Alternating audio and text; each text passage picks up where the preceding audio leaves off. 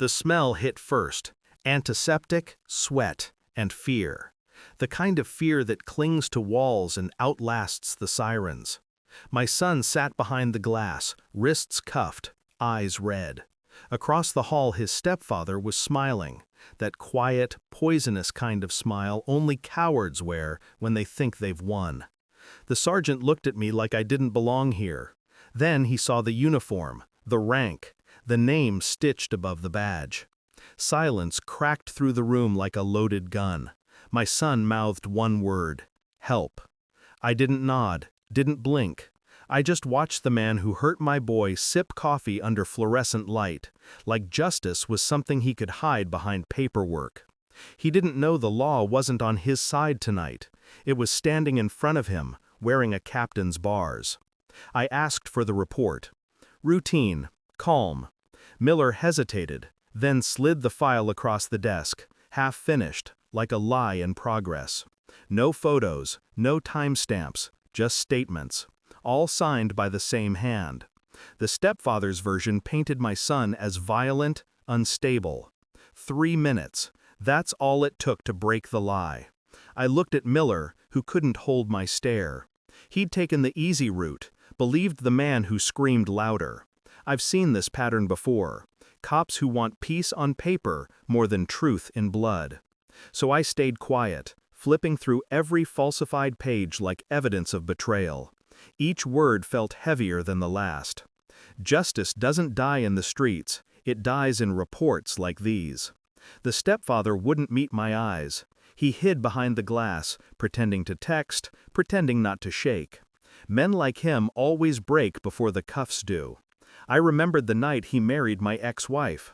The way my son looked, small, uncertain, trying to believe it was safe to trust again. And now, this. Miller was sweating through his collar. He knew I saw it. The inconsistencies, the bias. The kind of negligence that buries kids under the word procedure. My voice stayed steady. Where's the footage from the house? He flinched. It's missing. Missing. That word burns like gasoline. I leaned back, exhaling slow. Because I understood, finally, this wasn't just bad policing. It was protection. The stepfather had friends here, the kind that delete files before dawn. But guilt leaves fingerprints too, in the way Miller avoided my gaze, in the way the cameras above us blinked red, not green. Someone was watching, and I wanted them to. Every deleted file leaves a ghost, a timestamp, a trace of what once existed. The missing footage wasn't missing, it was moved. The room dimmed as the video played. My son, backing away, hands up. The stepfather advancing, drunk, wild-eyed. Then, the hit. Hard, deliberate. My son fell. Seconds later, the stepfather turned to the camera and smiled. He knew it was recording. He wanted it to. A setup. A performance for the cops who'd believe him. When the screen went black, I didn't feel rage. I felt calculation. Because truth, when exposed, doesn't shout, it whispers. I called Miller back in, showed him the file. He stopped breathing for 3 full seconds. Then tried to explain, to justify, to beg.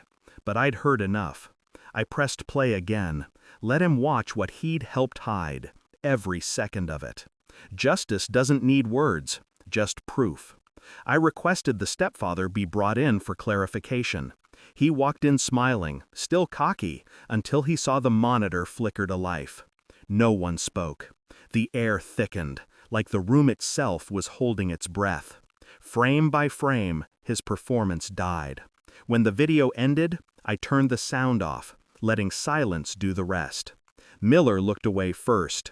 The stepfather didn't move. Perjury, I said quietly. Assault, tampering with evidence.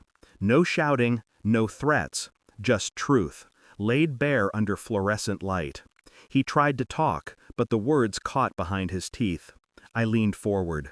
You hit my son. Then you lied about it. Now the law will hit back. He finally broke, not from pain, but from exposure. Men like him fear 2 things. witnesses, and themselves. Tonight, he had both staring at him. By morning, my son was free. The stepfather was not. The report was rewritten, accurately this time. No apology, just paperwork and silence. I drove home before dawn, watching the city blur through the windshield. You'd think victory would feel cleaner. It doesn't. It feels like bleach, sharp, necessary, cold. Miller will face an inquiry. He won't lose his badge, but he'll never forget the look on my face. As for me, I'll keep wearing this uniform. But every crease, every patch, feels heavier now. Because justice isn't about who wears the badge.